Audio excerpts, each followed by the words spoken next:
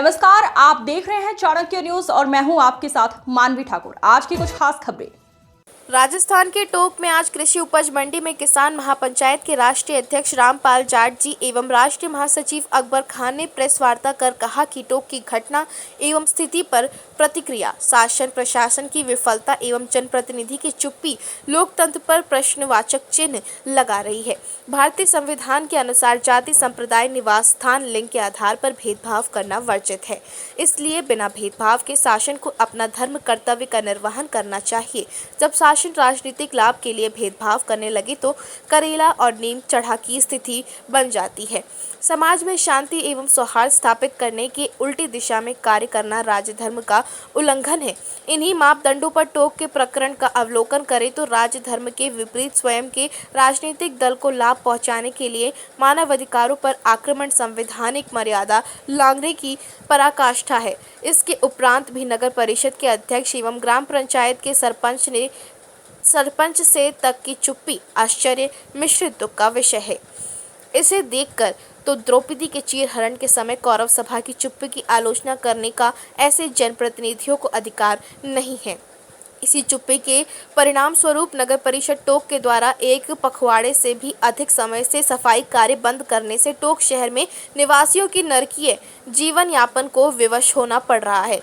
कल विद्युत विभाग ने युक्तियुक्त एवं पर्याप्त अवसर दिए बिना ही घरों से विद्युत संबंध विच्छेद कर उसकी जनता को अंधकार में धकेलने का काम कर दिया। प्राप्त जानकारी के अनुसार अनेक व्यक्तियों को यातनाएं दी गई हैं एवं अनेकों को अवैध रूप से निरुद्ध भी रखा गया। स्वतंत्रता प्राप्ति के 79 वर्ष बाद ऐसी स्थिति उत्पन्न करना सर्वथा निंदा योग्य है। इससे तो जनता को प्रताड़ना का आभास होता है। यह संविधान में चुनाव आयोग की ओर से निष्पक्ष चुनाव पर भी प्रश्न चिन्ह है। राजनीतिक लाभ के लिए सरकारी मशीनरी का दुरुपयोग लोकतंत्र की हत्या जैसा है। इस संबंध में निष्पक्ष जांच के लिए राजस्थान के मुख्यमंत्री को पत्र भी प्रेषित किया है और इस अवसर पर किसान महापंचायत के राष्ट्रीय अध्यक्ष रामपाल जाट जी, राष्ट्रीय महासचिव अकबर खान ने पीड़ितों से भी रूबरू होकर उनकी समस्याओं को जाना और हक की लड़ाई के लिए हर संभव प्रयास करने का आश्वासन दिया।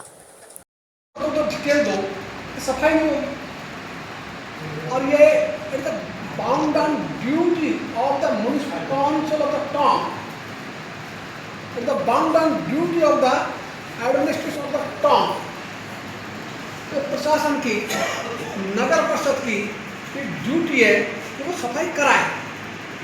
कोई हड़ताल पे जा सकता है, उसका अपना अधिकार है। उसका अर्थ ये नहीं होगा कि सफाई बंद होगी। सफाई तब भी चालू रहेगी जो भी विकल्प इनको चुनना हो चुने। दूसरा, आप बड़ी मुश्किल से देश अंधेरे से उजाले में आया और आप उनको वापस अंधेरे की ओर धकेल रहे हो। तो वो वीडियो देखा आपने यहाँ का, पूरी गाड़ी भरी हुई है वायरों से। Not the way.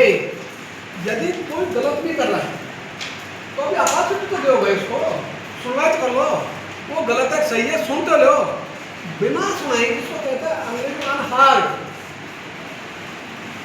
तो बिना सुने ही दंड बरसा देना, ये न्याय के सिद्धांत की विपरीत। तो हमारा बहुत आग्रह यह है, जिसके लिए पत्र भी लिखा है माननीय मुख्यमंत्री जी को, देश के गृह मंत्री को और माननीय प्रधानमंत्री जी को, कि भाई इनको सबसे पहले तो ये काम करो, आप अंधेरे से जो आपने उजाले में लाने का काम किया और अब आपने दोबारा को अंधेरे को धकेल दिया, इसको ठीक करो। वो और ये जो रोशनी ये दो, और दूसरा काम करो, सफाई करो। सफाई नहीं होने वाली बीमार हो, आदमी कितना सफाई करेगा? तो जिस संस्था की ड्यूटी नहीं किया जाए, आप ये नहीं कर सकते टू कंफ्यूज कि तुम तो इस जाति के हो, तुम इस संप्रदाय के हो, इसी दंडित नहीं कर सकते किसी को। तो संविधान का क्या हुआ भाई? और सारे जनप्रतिनिधि सौगंध खाते हैं संविधान की निष्ठापूर्वक पालना है, तो तुम्हारी सौगंध तो निभाओ। तो ये जो है ये सौगंध भी नहीं निभाए। इतना ही नहीं, मुझे तो ये लगा जो यहाँ के समाचार मिले उनसे कि यहाँ का सत्तारूढ़ दल वो केवल अपना वोट बैंक कैसे बढ़े, इसके लिए समाज को कैसे बांटा जाए, ये काम कर रहे हैं। ये राजनीतिक दलों का काम है क्या? ये निंदनीय है। कोई भी नहीं करता है तो गलत।